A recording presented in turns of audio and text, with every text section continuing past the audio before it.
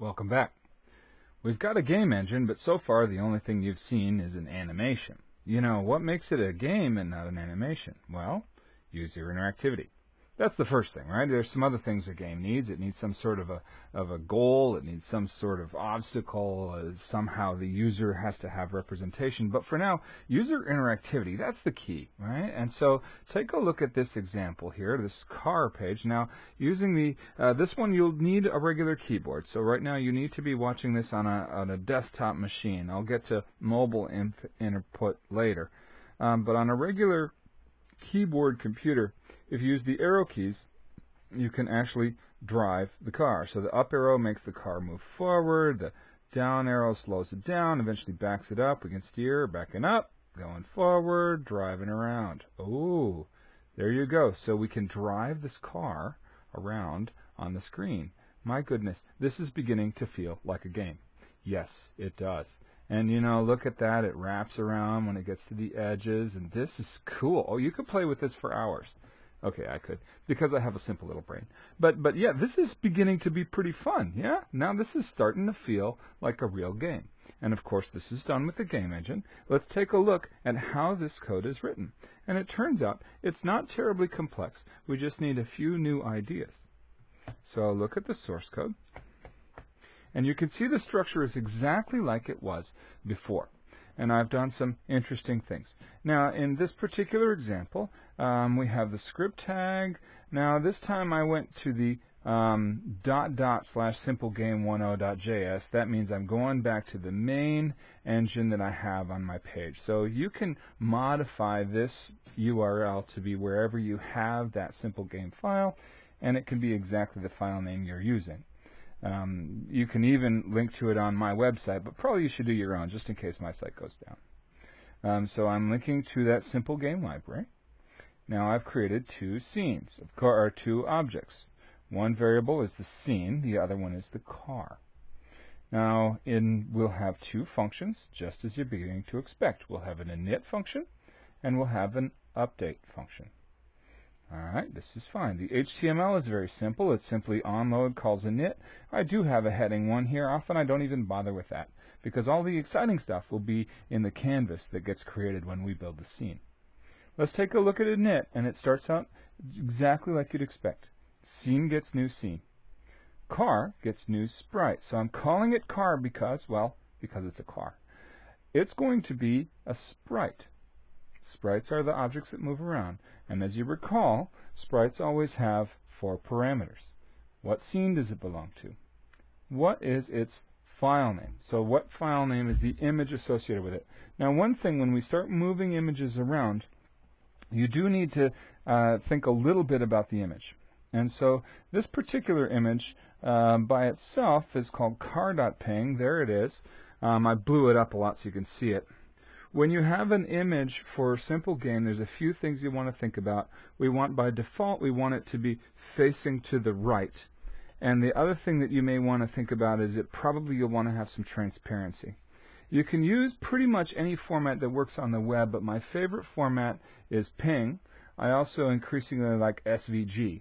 But most of the graphics in this book will be done in ping format because we have nice transparency, it compresses very well, and you can do a lot.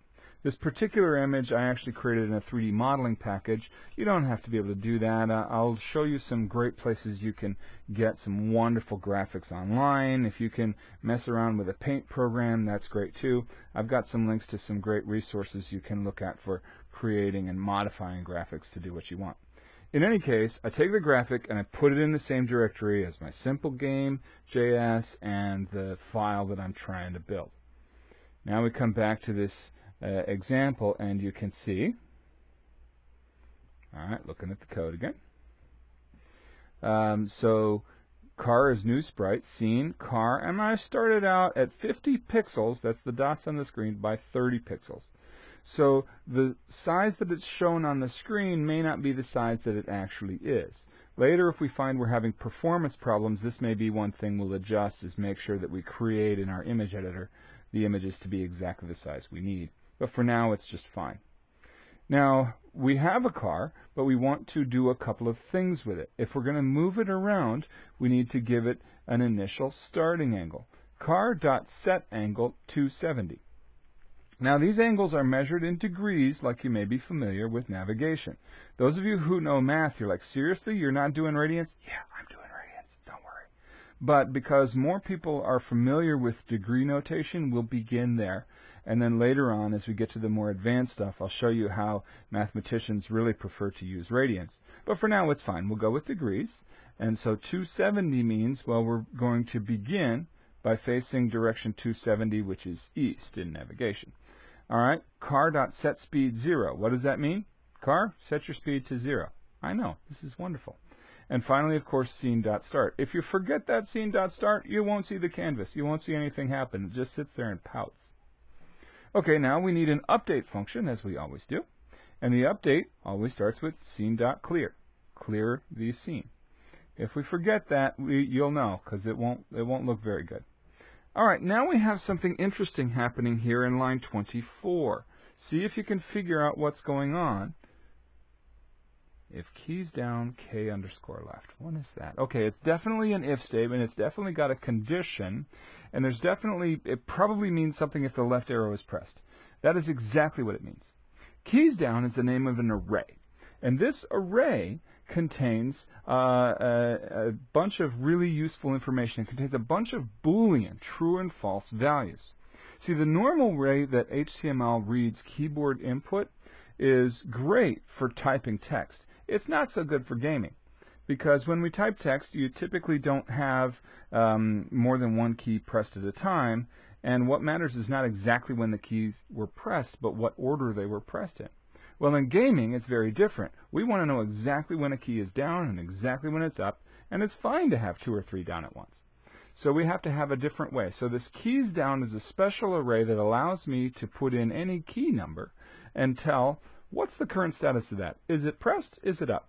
So keys down takes an index, a numeric index, because every key is assigned to a numeric value. Holy moly, how will I ever memorize all of these? You won't. I have constants built in. So K underscore left is the normal constant for the left arrow on a US keyboard. So if keys down K left, that means if the left arrow is pressed. And you'll see if a keys down K right. What does that mean? If the right arrow is currently pressed. If keys down K up, if the up arrow is pressed, and if the down arrow is pressed. Remember, update is happening 20 times per second. So 20 times every second, this program is saying, is my left arrow pressed? Is my left arrow pressed? Is my left arrow pressed? And if so, it does something. It also then checks to say, what about right? Is right pressed? What do I do? What do I do? If the up arrow, if the down arrow. So it's checking each of these keys in isolation to see if they're currently pressed. You do want them to be separate if statements, not else ifs, because we want to be able to check. It's possible they would have the up arrow and the left or right. So we want to check each of these as separate if statements. So does that part make sense? That's how we read the keyboard. That's really cool. Again, what constants can we have? Well, look at the documentation, but the constants are pretty obvious. The ordinary alphabetic keys are K underscore A through K underscore Z. I also have the numbers, and then special keys like left, right, up, down, and a few others. I hope I didn't put Control and Shift, because those are really not good to use in gaming. They could be there, but I really don't like those for gaming. They cause other problems. Okay, so you see how we check the keyboard. The question is, what do we do? Well, you can look and see. It's really straightforward. car.changeAngle by -5. What does that do? Well, I guess that changes the car's angle by -5 degrees. Yeah, which makes it turn to the left. Yeah, that makes so much sense. Okay, so if the left arrow is pressed, car's angle gets changed by -5 degrees. If the right arrow is pressed, change the car's angle by +5 degrees. Okay, if the up arrow is pressed, change the car's speed by 1 unit. That's pixel per frame. So its initial speed is 0 pixels per frame in the current direction. And when we hit the up arrow, we're going to speed it up by 1 pixel per frame. If we hit the down arrow, we'll slow it down. We speed up by a negative pixel per frame. That slows us down. Does that make sense? And eventually we can even go backwards. Yes. Now, all of this stuff doesn't actually change the car on the screen. All it does is it changes the internal data state of the car. If we want to actually see the car, we have to do car.update. That tells the car to draw itself in the current spot on the screen after we've calculated its new angle and position from all of the other behavior. Aha! So it's all coming together, right? Now we can actually create an element that can be controlled by the user. That is really fun. Okay, so try this. You really need to try this. Build your own. It doesn't have to be a car. You can use my graphic, or you can go get something else. And make it work. Make it work. Next time we'll come back and I'll show you a really neat online tool you can use to sort of play around and make sure that you're understanding these ideas before we move on. All right, I'll see you then.